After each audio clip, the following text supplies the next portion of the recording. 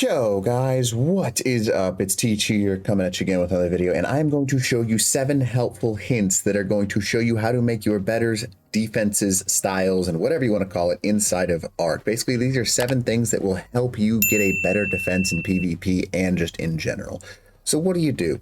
Now, there are 7 major rules. Now, basically what I'm going to do is I'm going to show you the ones that are the easiest to do, followed by the ones that are the hardest to do towards the end. So we're going to start with the first thing that is super easy. Now, it's right in front of me. It literally can't get any easier than this. When placing turrets, one of the most effective things that you can do is place ground turrets that are C4 distance away apart. So if I was to place C4 down on these turrets, you want to make it so if I put a C4 right here, it can only destroy one of these and not the other one. Now, usually a good rule of thumb is about 2 to 3 foundations apart will prevent you from taking multiple C4s to each individual turret, so that's a good thing.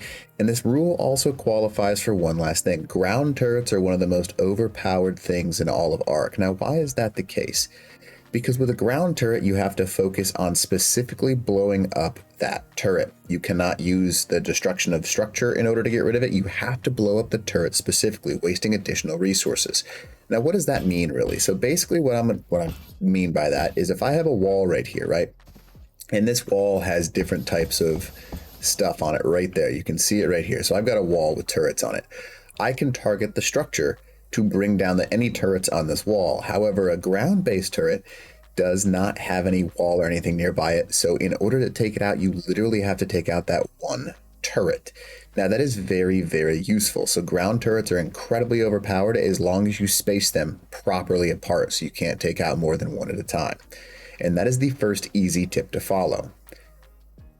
Now, tip number 2, this one is also pretty useful, and this one has to do with turret settings. If I was to place down 2 turrets of the exact same value, right? So this is a automated heavy turret, and so is this one. They have to have different settings. Now, why is this important? It's pretty simple. So what you're going to want to do, you want to change both the distance that they shoot. Usually I switch between high and medium. And you're also going to want to change one last thing. Now you want to change this right here, the targeting. You want to have it target either only survivors or tamed creatures or only survivors. Now, there's a reason you want it like this, because basically what you want to be able to do with this is have 2 separate types of changes in your base. You want to be able to have one turret that will focus on the different types of creatures that are being thrown at your base, and you want to have the other one that'll focus the survivors as they try and get close to your base. Now, why is that a thing? Simply put, when someone raids your base, they're going to try and cheese it to the maximum of their ability. So you want to set these things so you have one that will target everything and one that will only target the survivors that are trying to cheese your base. Now, a good rule of thumb, 70% of your turret should be set to only survivors and tamed creatures, because that is what's going to do most of the soaking. Now, the other 30% of your turrets should be set on only survivors, and usually the turrets that are only survivors, I will put these on high. The reason I put them on high is because usually people will try and do some sort of rocket run, and the further out you can take them out, the better off you are. Whereas these high and medium are really useful for these only survivors and tamed creatures, because it will give a false sense of understanding of where the turret lines are. So you want to have a 70-30 rule, essentially. So basically 70% of your turrets only survivors and tames, and then 30% on only survivors. And that is a huge, huge thing that you need to have access to. If you don't, you could cause major, major issues. Now, the rule number 3 is also pretty similar to the one we just talked about. Turret variation. This is one of the most valuable things that you can do in your base, because I love it when I go up against a base and they've only got heavies, or they really only got techs, because focusing on a single type of turret is very, very easy to do. Whereas if you have a good split of Explant, Velonosaur, automated turrets, and tech turrets, it's very difficult to predict and get one specific thing to take care of. If you only have automated turrets, people are just going to rush your base with things like rock golems, which take stupid reduced damage from regular auto turrets. If you only have tech turrets, people are just going to use rockets to destroy your base from a distance. So you want to have a good split. Now, typically speaking, the tech turrets will do more damage and are better overall, so you want to focus, again, more tech turrets than heavy auto turrets. It's also much easier to get ammunition for the tech turrets, so usually I focus in on somewhere around 70 to 80% tech turrets and somewhere between 20 and 30% automated heavy turrets. Because of the increased damage that these things do, as well as the increased range, your tech turrets are very, very useful. Slash, they can stack quite a few more slots with them. 5,000 shots, which is a long time to soak something. So if someone's really going to soak your base, tech turrets are better off. So tip 3 is to set a variation. Now you also want to save a few specific turrets for Explants. Explants are highly underused. The reason they're so valuable is because when you have an explant that is actually using and being capable of being used, right? So I'm just going to go ahead and put this guy in here, go there, and then it'll start growing. Now, basically what's going to happen with this guy is it's going to grow right away. And your explants have a same thing. It's a turret range funded by fertilizer. And with your explants, they will target things that are highly frustrating to deal with, like speed charges. An explant will slow things down by I think it's like 50 to 60% they slow them down. Not only that, but they're the only turret that can target your Noglins. So this is why my tip number 4 is explants are overpowered. You just need to make sure you include them inside of your base. Explants are something that will give you easy access to a bunch of different defensive strategies, including dealing with Noglins, because these turrets will not target Noglins even if you have them on only survivors and tamed creatures. Noglins are very dangerous because of that reason. So having a few hidden is the key word, explants, so people can't just flame arrow them from a distance, is a very good thing to have. One of my favorite things to do is to have a small wall in front of your explants. Now, you don't want you blocking your turrets, but you want to prevent people from raining down basically fire arrows on your explants, because these things will destroy Noglins and they will help you defend your base very effectively. Without it, you're not going to have a very good time, because basically you're just going to be stuck, which is not something that you want to deal with. So having explant in random locations, only a few, you don't need 10, 20, 30, is very good. Also, one more trick with explants, on the inside of your base, it is very effective to have a few being the key word, not too many, a few of these explants. Because they target Noglins, they will, when someone does inevitably get a Noglin inside of your base, they will help them take them out and pin them in corners. Now that is huge. Also, should someone manage to slowly get it inside some sort of crack or something like that in your base, it'll slow them down and give you time to do what you need to do. Very useful. Explants, I know people that refuse to braid a base with well-placed explants because they are just a pain in the butt. So that's tip number 4. Tip number 5 is pretty simple. Now you can see these are starting to grow right here. So basically what tip number 5 is something that's going to help you out a ton. You want to do something called creation of choke point. Now, choke point is obviously pretty easy to understand. All you have to do is funnel people down a certain area. Now, the one negative thing about choke points is you need to be very careful, because if you're not careful with choke points, what it's going to do is going to allow people to abuse the certain lines of sight inside of your base. Now, what I mean by this is we're going to pretend these are natural choke points, not a artificial one that I'm making right here. Notice how there's only one way into this little area right here. You want to try and use this to the best of your ability. So what I tend to do is I will push my turret wall right to the edge of the choke point, so people have to go into the choke point to attack your base. Or if you're lucky enough to have a little bit of room before the choke point happens, you want to make sure that people have to push a little bit further inside of your base and soak all of your turrets in order to really do anything successfully. Now, this is where ground turrets are very useful. You can have your turret wall back here where I've got my little wall started right now. And then you can also have some ground turrets placed up just a little bit further around the corners and stuff like that inside of this, because it's very difficult to have additional pushing points like this. And if you have these ground turrets up placed on somebody, you can also defend much easier. Let's say you pull out a Giganotosaurus, you can run at them with a Giganotosaurus. So having a choke point base, or having any choke point that you can find that is a useful thing, whether it's just something small, like there's only one area people can land to take you out, or you're in a cave and you can focus on one wall, having a choke point for your base to both defend and basically soak from is one of the most valuable things you can have. So find a few choke points inside of your base, whether it's rocks, walls, caves, water, anything, so you can actually use those as choke points to defend from. Now, this kind of leads us into our next number 6 tip for when you have actually decent defense. And that's LOS, commonly referred to as line of sight. One of the biggest mistakes that people will make, I'm going to go a little further away from this so you can see what I'm talking about. So basically, if I was over here, right, LOS is line of sight. Your turrets will shoot somebody based upon line of sight. If you have them on a wall and they are blocked by anything, your individual turrets will not shoot. And that includes spam.